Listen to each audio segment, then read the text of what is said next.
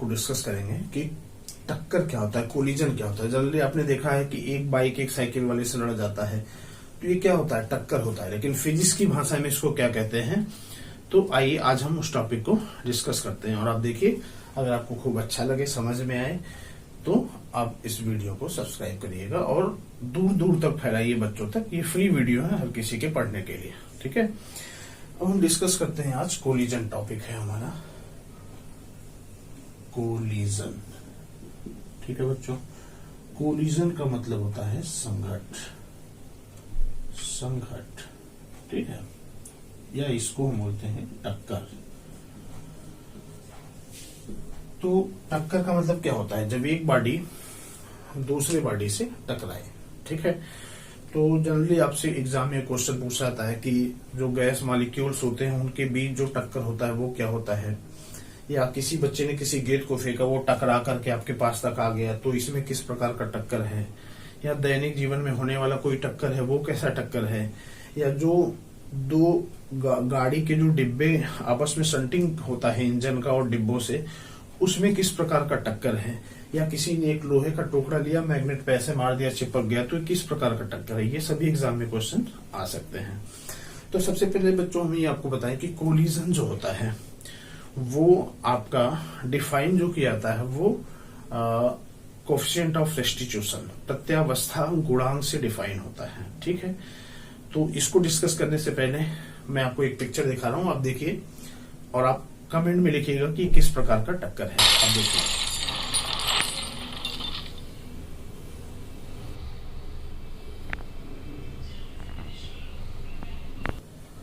ये किस प्रकार का टक्कर है, ये आपको देखना है, ठीक है।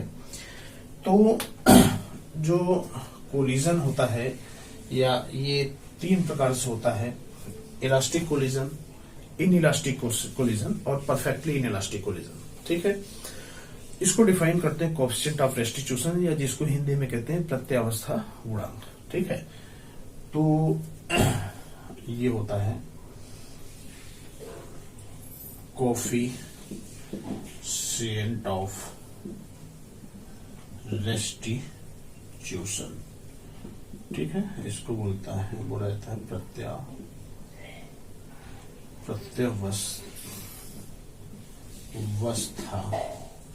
प्रत्यावस्था गुणांक, और इसको हम दिखाते हैं स्मॉल ई से। तो बच्चों एग्जाम में आपका ये भी पूछ जाता है कि आपका ये ई का वैल्यू कितना होगा, ई का वैल्यू 0 दे देगा या 1 दे देगा, या 0 और 1 के बीच में दे देगा, और फिर आपसे पूछेगा कि किस तरह का कोलिजन है या किस तरह का संघट है। तो जनरली टक्कर के लिए हम मान लेते हैं बेटा, यहाँ पे जैसा अगर हम ये कह दें कि अगर m1 मास बॉडी है, ठीक है, ये u1 वेलोसिटी से आगे चल रहा है, और दूसरा m2 मास बॉडी है, ये आपका u2 वेलोसिटी से आगे चल रहा है। दोनों आपस में क्या करते हैं, टकराते हैं। मान लिया ये दोनों आपस में टकरा गए, और टकराने के बाद m1 बॉडी v1 वेलोसिटी से और m2 बॉडी जो है v2 वेलोसिटी से आगे बढ़ गया। तो बेटा टकराने के पहले रिलेटिव वेलोसिटी ऑफ अप्रोच क्या हो जाएगा, u1 माइनस u2। इसका स्पीड ज्यादा होगा तभी इससे टकराएगा, इसका मतलब यहाँ पे u1 ग्रेटर देन u2 है। और टकराने के बाद रिलेटिव वेलोसिटी ऑफ सेपरेशन हो जाएगा v2 माइनस v1। तो कोफिशिएंट ऑफ रेस्टिट्यूशन जो होता है E, ये इसका होता है कि टकराने के बाद जो सापेक्षिक वेग है, माने रिलेटिव वेलोसिटी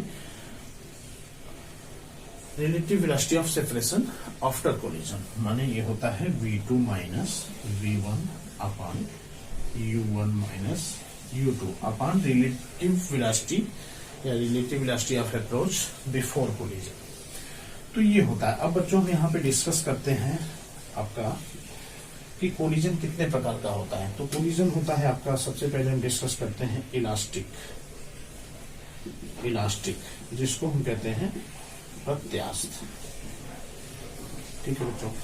तो इलास्टिक कोलिजन क्या होता है, तो आप ये जान लीजिए कि जितने भी प्रकार के कोलिजन होते हैं उसमें रेखीय संवेग संरक्षित होता है। इसका मतलब लड़ने के पहले का जो रेखीय संवेग होता है और लड़ने के बाद का जो रेखीय संवेग होता है वो सब में आपस में बराबर होता है सभी प्रकार के कोलिजन में। इसका मतलब हम ये बता सकते हैं कि m1 u1 प्लस, इधर लिख रहे हैं इसको, यहाँ पे हम ये लिख रहे हैं, सभी में आपका जो है ये बराबर होता है। तो हम ये लिख सकते हैं m1 u1 plus m2 u2 बराबर बराबर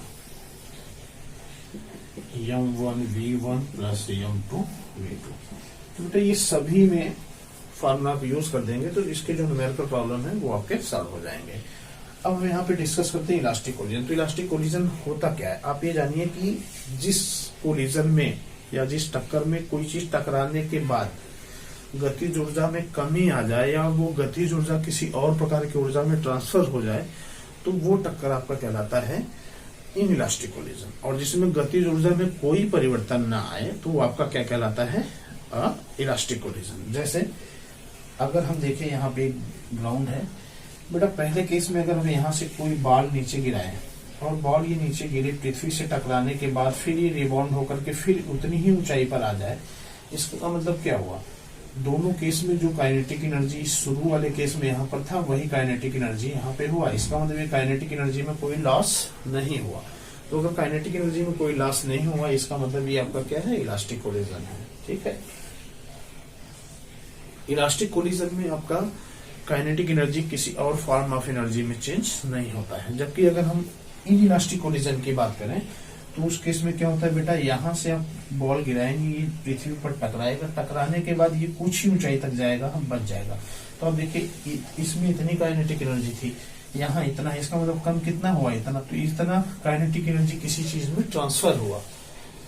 इसका मतलब इन इलास्टिक कोलिजन में काइनेटिक एनर्जी जो होता है अदर फॉर्म ऑफ एनर्जी में ट्रांसफर होता है। तो जैसे ये ट्रांसफर हो, इसका मतलब इन इलास्टिक कोलिजन में काइनेटिक एनर्जी लड़ने के पहले जो है और लड़ने के बाद दोनों बराबर नहीं होते हैं। इसका मतलब काइनेटिक एनर्जी अप्रत्यास्थ संघटन में आपका संरक्षित नहीं होता है। जैसे अगर हम देखें कोई कार लड़ गया, दो कार आपस में, तो दोनों गतिज ऊर्जा में तेजी से जा रहे हैं, ऐसे लड़े, तो लड़ने के बाद क्या होता है, एक साउंड निकलता है और थोड़ा बहुत फायर निकलता है। इसका मतलब काइनेटिक एनर्जी वहां किस में चेंज हो रहा है, साउंड एनर्जी में चेंज हो रहा है और हीट एनर्जी में चेंज हो रहा है। तो कुछ काइनेटिक एनर्जी ट्रांसफर हो रहा है। इसका मतलब वो क्या है, इनइलास्टिक कोलिजन है।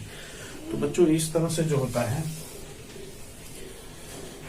और तीसरा केस ये होता है कि जब दो बॉडी जाए, जैसे ये दोनों बॉडी हैं, ये दोनों बॉडी जाए आपस में टकरा जाए और टकराने के बाद एक दूसरे से चिपक जाए, फिर एक कॉमन वेलोसिटी से जाने लगे, तो ये कहलाता है परफेक्टली इनइलास्टिक कोलिजन, पूर्ण अप्रत्यास्थ संघट।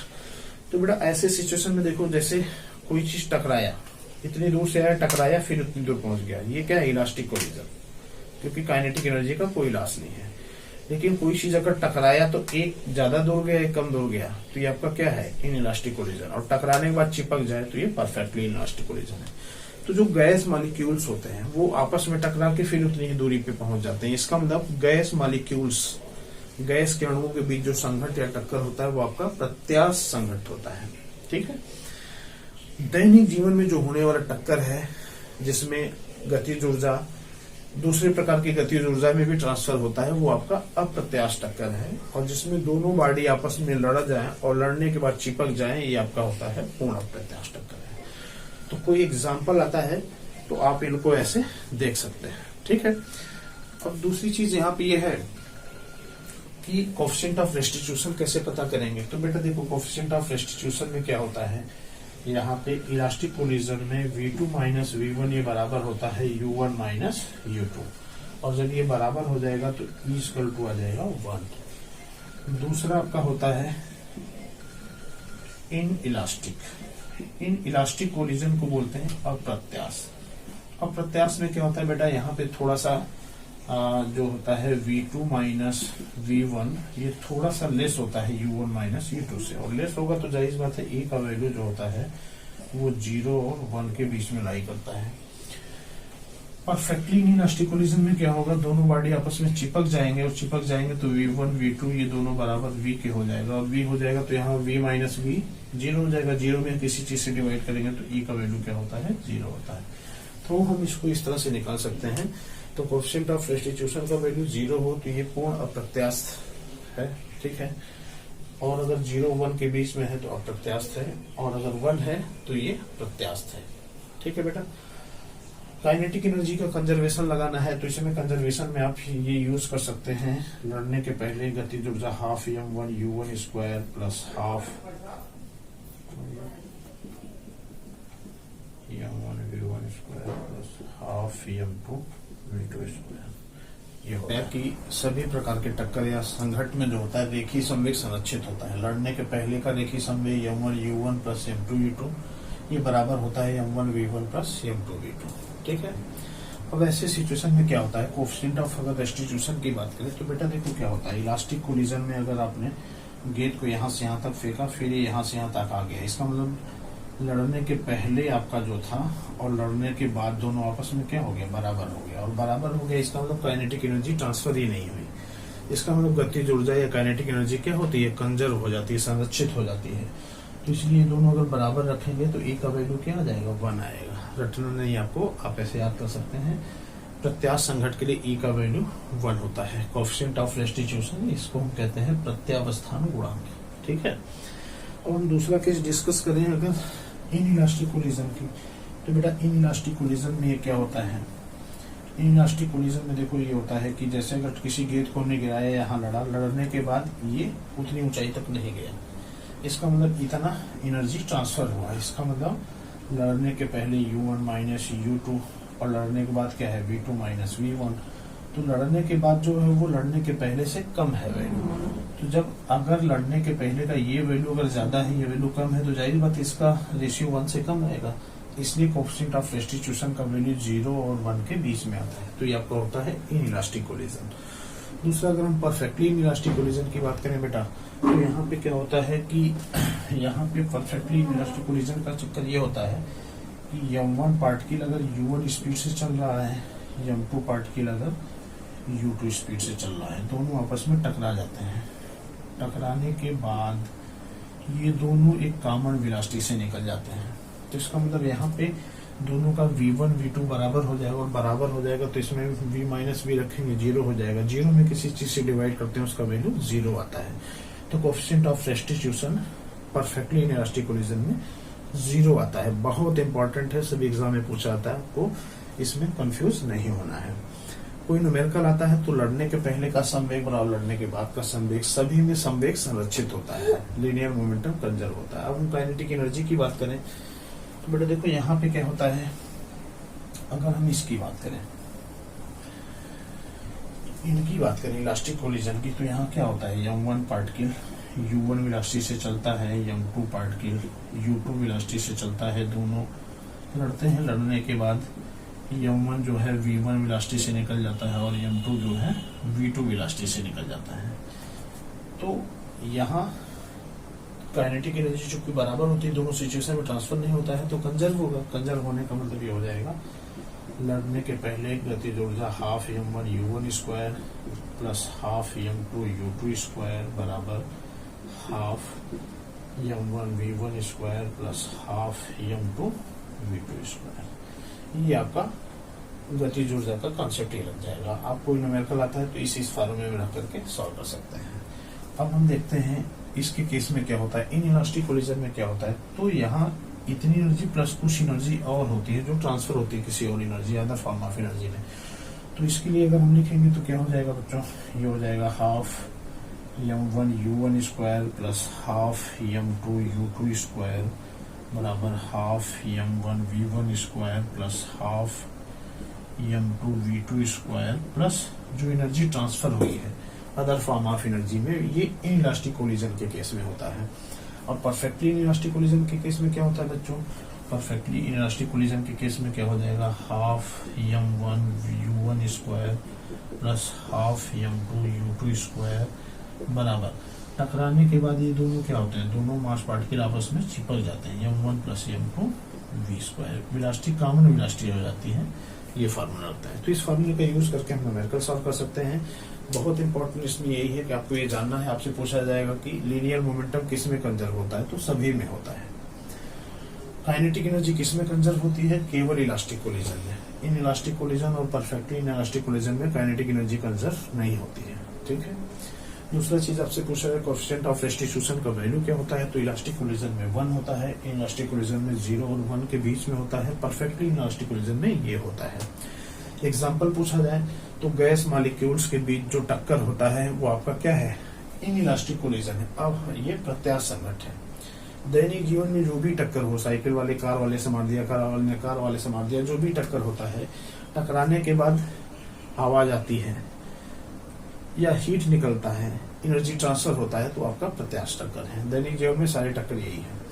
और ऐसा टक्कर जिसमें दो चीज लड़ने के बाद आपस में चिपक जाए वो आपका कहलाता है परफेक्टली इलास्टिक कोलिजन। जैसा कि जैसे कीचड़ है, कोई चीज जा रहा है, ट्रेन का डिब्बा जा रहा है, लोग उसमें कीचड़ मारते हैं तो चिपक गया, तो ये परफेक्टली इलास्टिक कोलिजन है। लोहे को मैग्नेट पे मार दिया, चिपक गया, तो परफेक्टली इलास्टिक कोलिजन। जिसमें दो बॉडी लड़ने के बाद आपस में चिपक जाए। तो आपको कंफ्यूज नहीं होना है।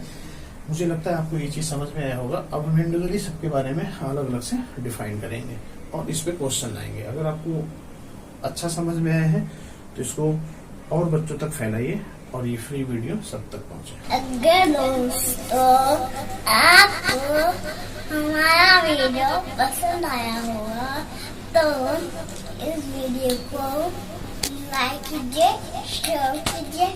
Bye bye.